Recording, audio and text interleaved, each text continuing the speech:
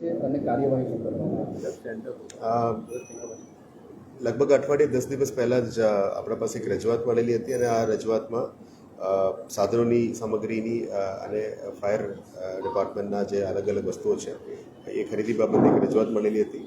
આ રજૂઆતને ધ્યાને લેતા લગભગ 2-3 દિવસ મીડિયામાં પણ આ વિષય ચાલ્યો હતો, લગભગ અઠવાડિયાનું ચાલતું હતું. એટલે પછી આના પછી તપાસ કમિટી નીમવા માટે મેં નિર્ણય લીધી હતી. એમાં ડેપ્ટી કમિશનર ગંગાસિંહ અને અકાઉન્ટ્સ ઓડિટર અને બીજા વહીવટી અધિકારીને તરફથી પણ આ તપાસ કરવામાં આવી હતી અને આ તપાસને અહેવાલ રજૂ કરતા એની ઉપરનું કાર્યવાહી કરવામાં આવી છે.